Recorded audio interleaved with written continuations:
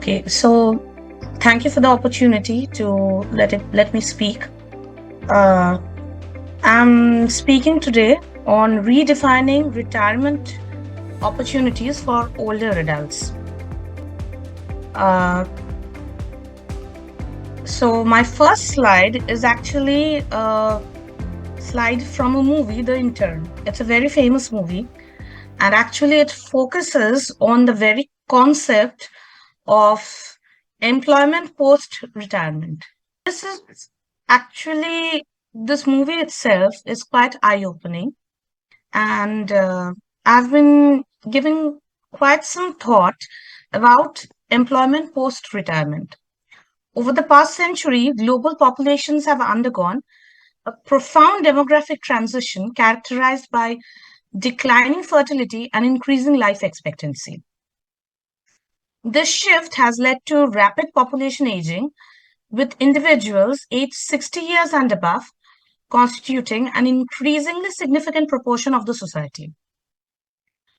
According to recent United Nations projections, by 2050, 1 in 6 people worldwide will be over 65 years old, and the population aged 80 and above will triple.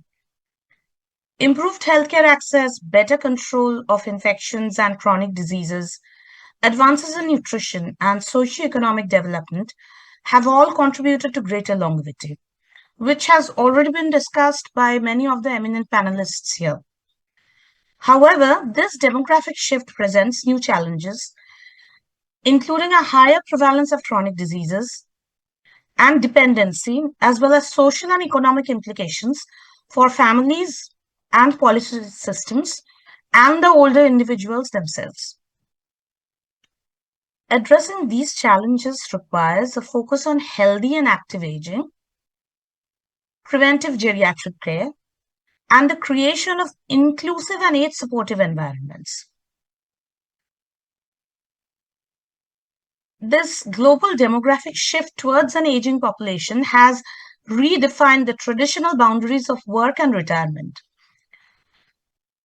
Older adults today remain capable of and interested in continued engagement beyond the conventional retirement age. In India and globally, the population aged 60 years and above is expanding rapidly, creating both challenges and opportunities in the labor force. Longer lifespans have led to an extended period of functional capacity, enabling older adults to contribute meaningfully through part time employment, consulting, mentoring, and volunteering. This third age of life, which is basically comes after middle age. One, we have the young age, the middle age, and then the third stage of life represents a potential reservoir of experience, skills, and social capital. However, the societal attitudes, rigid retirement policies, and limited age friendly workplaces often constrain this participation. So, we need an active shift from withdrawal to renewal, focus on personal growth, contribution, and lifelong learning.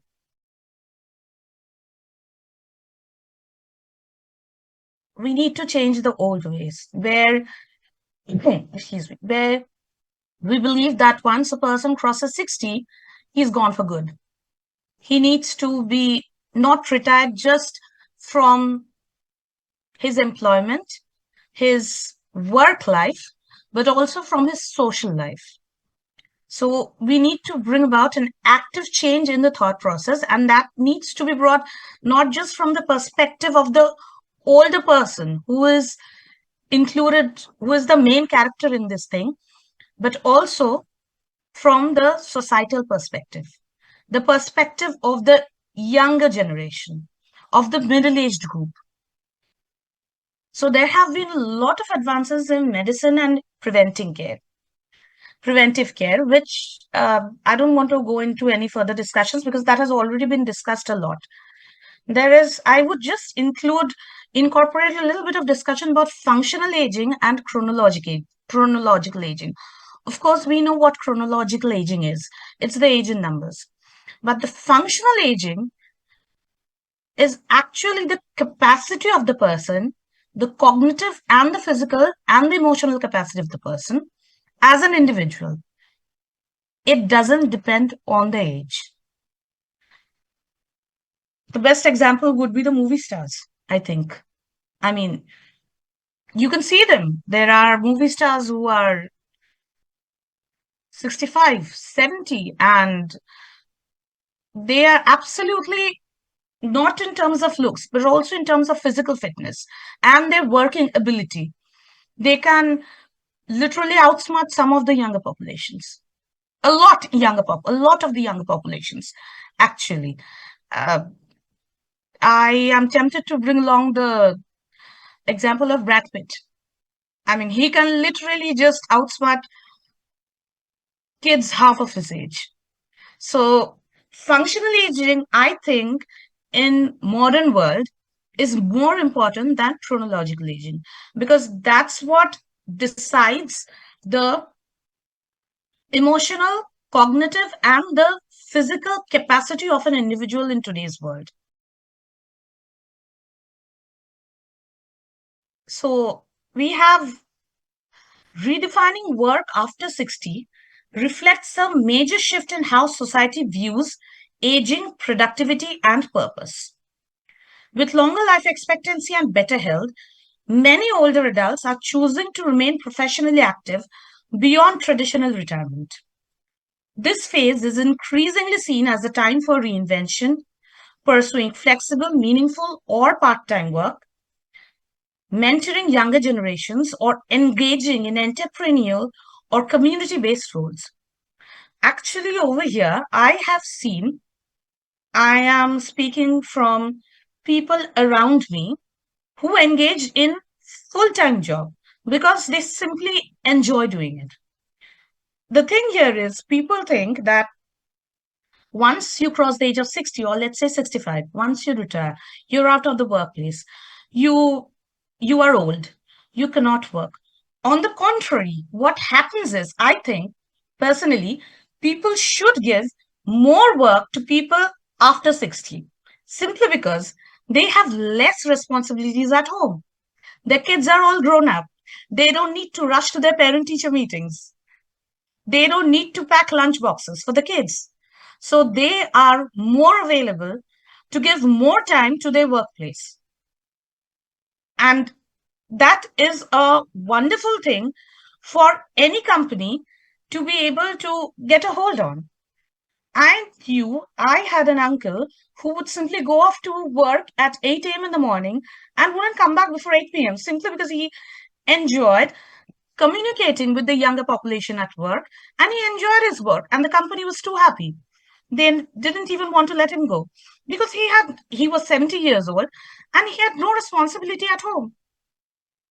He never needed, he didn't have the need anymore to cater to the demands of his younger children. Everybody was grown up, everybody was free, and he was free, and he enjoyed his time. So, what we need here is to choose to look beyond traditional retirement. Advances in technology and evolving workplaces policies now support lifelong learning and remote work, enabling seniors to stay connected and contribute their expertise. Redefining work after 60 thus emphasizes inclusion, adaptability, and the value of experience in an age diverse workforce. Now, learning in old age is a vital component of healthy and active aging. Far from being limited to youth, the ability to learn continues throughout life, supported by the brain's capacity for neuroplasticity.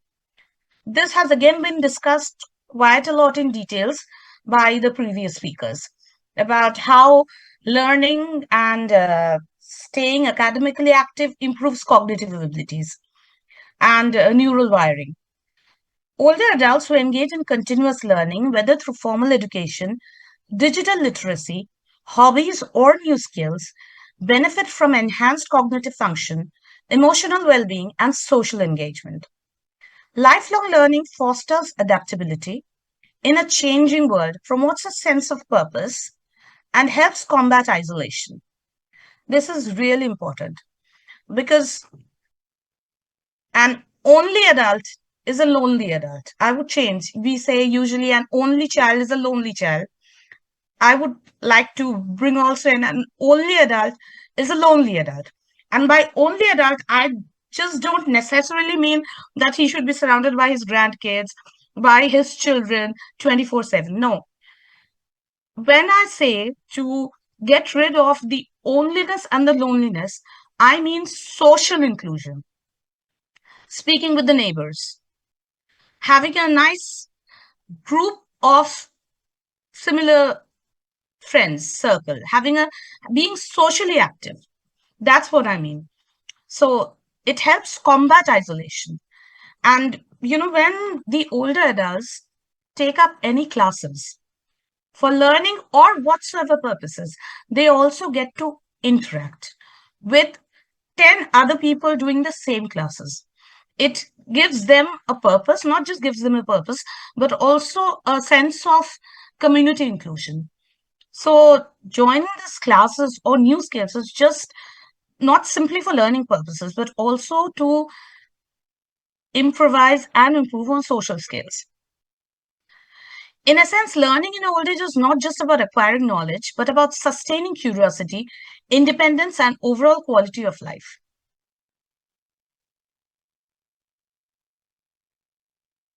Volunteering builds purpose and community. Social engagement and volunteering in old age play a crucial role in promoting emotional well being, cognitive health, and the sense of purpose.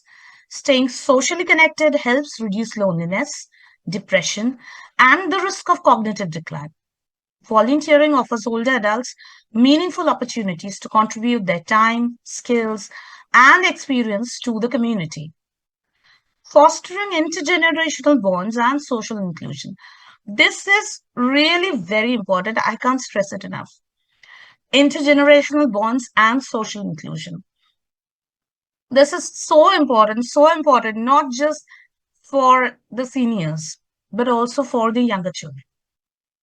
And there's really a lot of things to talk about, but I wouldn't like to go into details. I'll just cite a short and very small example from my own life. Right now, I have been attending this seminar from 10 a.m. in the morning, Indian Standard Time. Okay, and this would continue till 8 p.m. And my daughter is on a vacation from school for last 10 days. Who is taking care of her today? I have sent her off to her grandmother's house. Had had I restricted her from interacting with her grandmother, I wouldn't have been able to do this today. So this is really very, very important. I cannot stress it enough. So promoting well-being, cognitive health, and a sense of purpose. Volunteering offers older adults meaningful opportunities to contribute their time, skills, and experience to the community. It also enhances self-esteem and provides structure to daily life after retirement. By participating in social and volunteer activities, older adults remain active, valued, and integrated members of society, supporting both personal fulfillment and community well-being. Financial and policy opportunities, where we have new concept silver economy, which is industries catering to older adult. This, I think, would be I'm not the right person to talk about this. I'll just touch it. Financial and policy opportunities for older adults are increasingly important in the context of aging populations worldwide. Sound financial planning, pension reforms from government incentives, and retirement planning reforms, inclusive insurance schemes can help ensure economic security and independence in later life. Governments and institutions are recognizing the value of older adults as contributors to the economy through extended employment, entrepreneurship, and mentorship. Policy initiatives that promote flexible retirement, lifelong learning, and age friendly workplaces. encourage continued participation, and reduce dependency. Additionally, investment in social protection, healthcare access, and community based support systems strengthens the overall resilience and dignity of older adults in an evolving socio-economic landscape. All in all, to sum up the entire thing, retirement is a vision for the future, post retirement employment. It's a phase of reinvention, empowerment through health, purpose, and inclusion. Aging gracefully is equivalent to aging actively. And as C.S. Lewis said, you are never too old to set another goal or to dream a dream.